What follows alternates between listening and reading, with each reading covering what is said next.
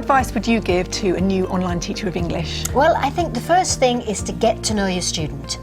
Find out what they're interested in, find out why they're learning English, but also do some diagnosis. Find out what they're good at, what they're not good at, also what they think they're good at and not good at. I think needs analysis is really, really important. I agree. What about you? I think planning is really key, in particular having a backup plan. So, you know, we always plan, we know what we're going to do, but thinking about what we're going to do when things go wrong. So you set a student some homework and you want them to have done that homework for the lesson. It's really important, but they've not done it. What are you going to do? Things like that. Yeah. It's a matter of planning. You really need to have good ideas that are going to fill the time. So if you're teaching online for an hour, you need an hour of material that naturally has a variation of pace, because you're not physically in the room with someone. You're limited in how you can change the pace. So it's thinking very carefully about the types of activities.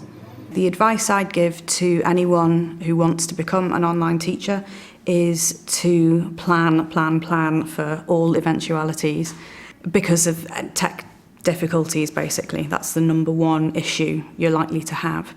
For one thing, making sure your technology 100% works. So I know that sounds like the bare basics, but technology fails you. And so I, for example, one time, a headset that I have used lots and lots of times on the exact same computer, just my very first class ever actually, just did not work.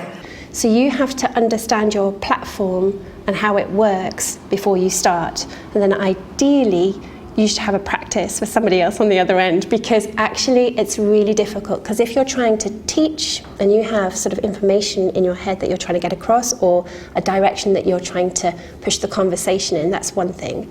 So then you're speaking, you're obviously kind of like arranging your teaching materials at the same time, and then there's this chat going on, which you can't actually read when you're speaking. Although some people, I guess they can. So then there's this chat, and then maybe you're responding to people in the chat and you're trying to speak again, and then a flag comes up to say that someone else is ready to do something. So the management of that environment can be quite overwhelming when you start. I think just making sure to review the information beforehand, because every now and then it still happens to me that I'm going through the slides and I accidentally say something that's not exactly what was the plan. I use a different vocabulary word, for example, saying talk instead of chat, when chat was really the word that they wanted to focus on. So just reviewing the material a little bit more. I think it's important to make sure the students are comfortable with how the class operates, make them comfortable with each other.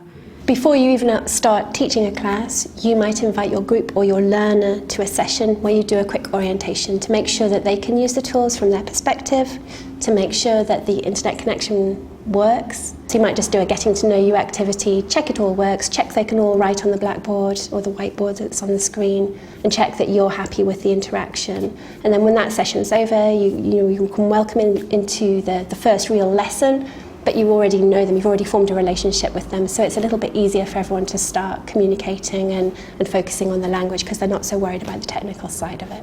Yes, definitely prepare and everything, review all of the materials that you're going to be working with, but it's just like working in any other classroom environment, just with a camera rather than in person, and be prepared to use your face a lot.